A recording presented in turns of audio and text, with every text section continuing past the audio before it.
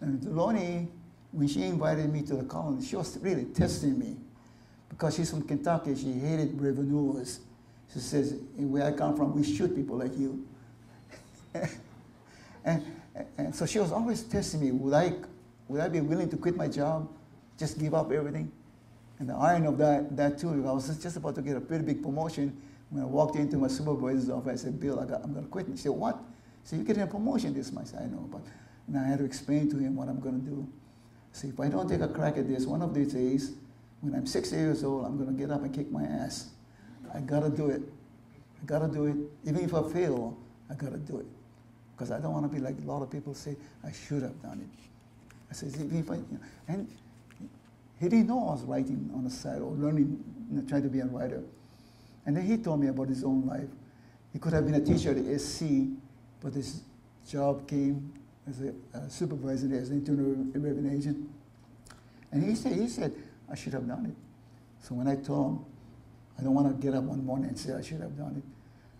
So he really sympathized with me, and unfortunately, 2 years after he died of cancer, that taught me a lesson. You get a shot in life, you better take that shot. I mean, you have one crack at it. Then. What did Lonnie give you that you couldn't get on your own? I'm sorry? What did Lonnie give you that you couldn't get on your own that made you progress more quickly as a writer? You read the letters? Those letters really transformed me. See, like I said, I majored in accounting. I didn't have the background that I'm sure a lot of you taking English journalism class, a lot of literature class and all that. I didn't have that background. It was through her, the book she recommended me to read and all that. Had I taken more English classes in college, I probably would have been exposed to more American literature. And having grown up in Hawaii, go back to you, because we have so many things to do in Hawaii, I didn't read. We're always on the beach, going diving, fishing, in the barefoot days. So I hardly read until I was in the Army. Then I started to read. I really did not read. Actually, I really didn't get through high school. I'm revealing a secret here. I didn't finish junior in high school. I got kicked out 3 times. And when I was in the Army, at one time, I could have made sergeant. I couldn't because I didn't have a high school diploma. That made me start thinking. I was 18, 19 years old. I thought, if this is going to be the rest of my life because I didn't get through high school, I better do something about it. So I went to the Red Cross building, taking high school exams and all that. Finally, I passed high school, the equivalent of a high school diploma from the United States Armed Forces course.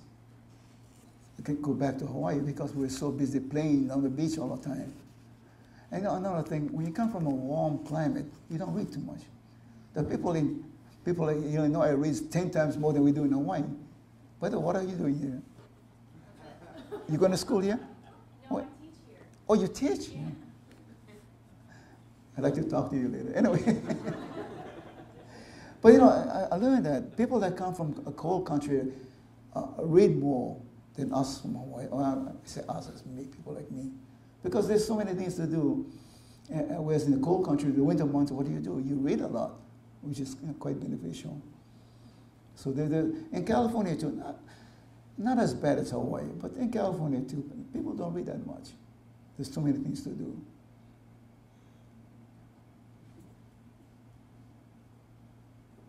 Well, thank you so much. Oh. Join me in thanking. Thank you.